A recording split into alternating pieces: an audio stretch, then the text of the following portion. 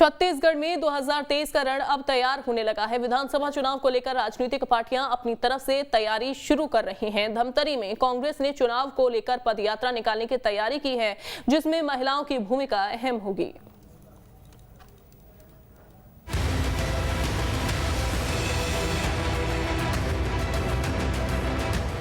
छत्तीसगढ़ में 2023 के रण को साधने के लिए कांग्रेस ने चुनावी मैदान में उतरना शुरू कर दिया है। धमतरी में कांग्रेस ने भारत जोड़ो यात्रा के तर्ज पर पदयात्रा निकाली जा रही है। पदयात्रा के जरिए जनता के बीच में जाने और कांग्रेस सरकार की नीतियों को पहुंचाने के लिए पूरी तरह से तैयार दिख रही है। क्योंकि पदयात्रा तो ब्लॉक स्तर पर पहले भी हम लोग किए थे भारत जोड़ो यात्रा के तहत, लेकिन चूंकि उस समय पदयात्रा एक गांव से दूसरे गांव जाती थी, लेकिन अब जो ब्लॉक कांग्रेस और जिला कांग्रेस के माध्यम से जो पदयात्रा शुरू होनी है वो बूथ तक जाएगी और घरों में जाएगी और सरकार के जन कल्याणकारी योजनाओं को आम लोगों तक उनके घर में पहुंचकर बताने का प्रयास किया जाएगा।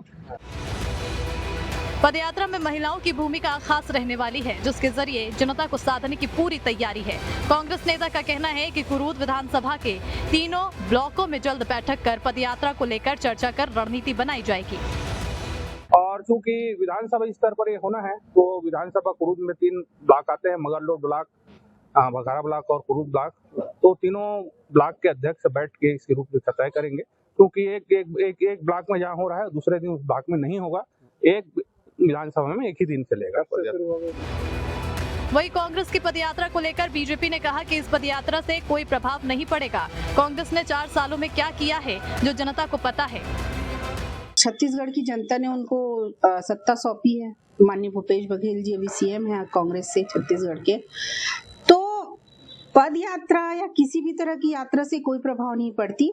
आपने 4 साल के शासन में क्या यात्रा की है जनता के लिए या क्षेत्र के विकास के लिए, वो पैमाना, वो मापदंड आपका दिखेगा। 2023 को फतह करने के लिए राजनीतिक पार्टियां जनता के बीच जा रही है। देखना होगा कि 2023 के चुनाव में किस पार्टी का पलड़ा भारी होता है। धमतरी से नंद कुमार साहू के साथ टीम न्यूज स्टेट। छत्तीसगढ़ में बीजेपी का मुख्यमंत्री का चेहरा कौन होगा, इसको लेकर लगातार कयास लगाए जा रहे हैं। उधर पूर्व सीएम रमन सिंह ने एक बयान देकर सीएम पद की दावेदारी से खुद को अलग कर लिया है। आइए इस रिपोर्ट में देखते हैं कि रमन सिंह ने ऐसा क्या कहा कि जिसको लेकर कांग्रेस तंज कस रही है।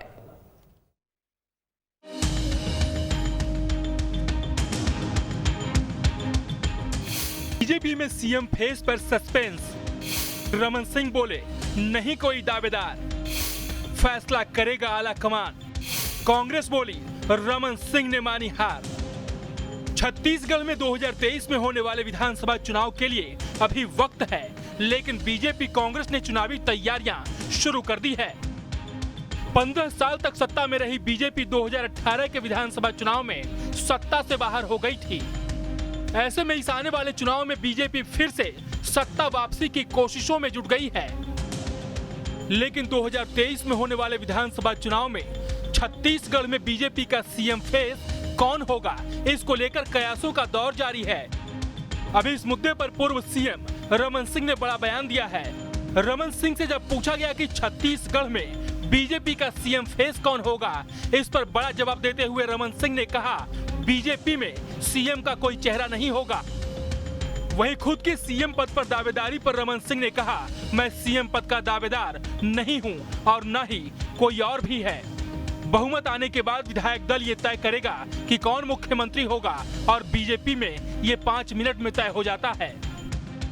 मोदी जी के नाम से चुनाव हम लोग लड़ते हैं। मोदी जी के नाम से सफलता मिलेगी पूरे देश में। उनके नाम से मोदी जी से बड़ा नाम हो नहीं सकता। डॉक्टर रमन सिंह चौथी बार सीएम के दावेदार हैं। डॉक्टर रमन दावेदार नहीं है और भारतीय जनता पार्टी में कोई दावा करता नहीं।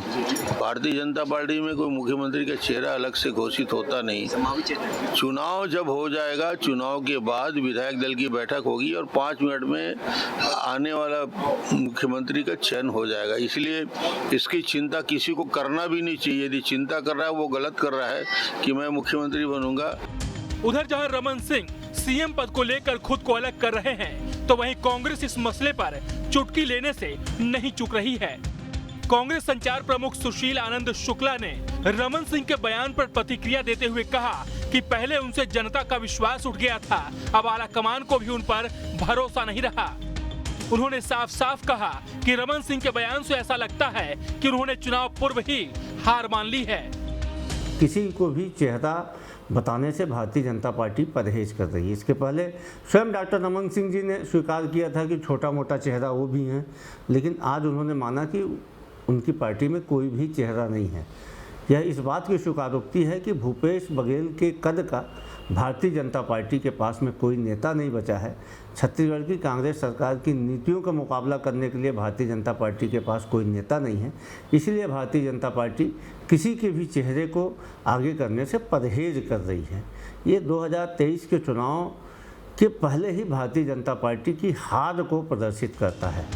वैसे तो बीजेपी में बीते 7 सालों में अधिकतर राज्यों में मुख्यमंत्री का ऐलान चुनाव के बाद ही किया है, लेकिन इसी को लेकर यही कयास लगाए जा रहे हैं शायद छत्तीसगढ़ में भी पार्टी की यही नीति रहेगी। लेकिन चुनाव नजदीक आते आते संभव है कि पार्टी अपने आगे के पत्ते खोले और कुछ और हालात बन जाए। रायपुर से अंकुश शर्मा के साथ टीम न्यूज स्टेट। गुजरात में चुनाव प्रचार का अंतिम चरण चल रहा है। बीजेपी के सीनियर लीडर्स मैदान में उतरे हुए हैं। इसके चलते मध्य प्रदेश के सीएम शिवराज सिंह चौहान भी मांडवी में स्टार प्रचारक के रूप में जनसभाएं करने पहुंचे। कच्छों की पगड़ी पहना मांडवी विधानसभा क्षेत्र में जनसभा को संबोधित करते हुए सीएम ने कांग्रेस और आम आदमी पार्टी पर जमकर निशाना साधा। उन्होंने कहा कि कांग्रेस शहीदों का अपमान करती है, केजरीवाल बबूल का पेड़ है, केवल कांटे ही चुभेंगे। इस दौरान उन्होंने बीजेपी सरकार और पीएम मोदी की नीतियों और योजनाओं का जमकर बखान किया। विधानसभा के चुनाव के लिए प्रचार का आगाज हुआ है और मैं अभी भोजपुरा में हूं, कच्छ में। यहां जनता के मन में जो प्रेम और श्रद्धा श्रीमान नरेंद्र भाई के लिए है वो अद्भुत है। गुजरात का भी विकास हुआ है और डबल इंजन की सरकार नरेंद्र भाई, भूपेंद्र भाई ने कच्छ के विकास में भी कोई कसर नहीं छोड़ी। टैलेंट तक नर्मदा जी का पानी आ रहा है। सभी दिशाओं में विकास हुआ है।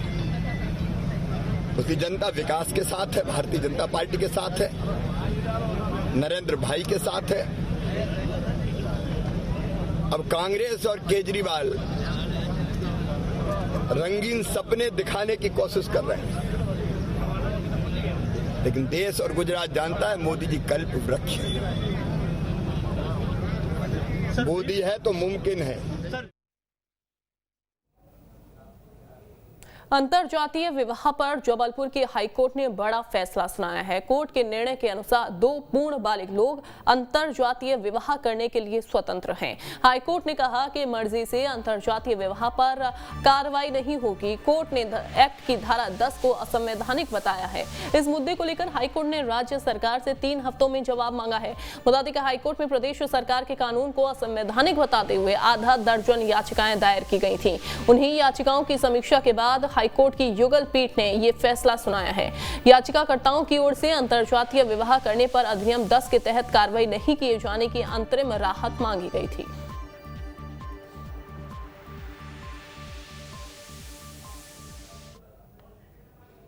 उमरिया जिला मुख्यालय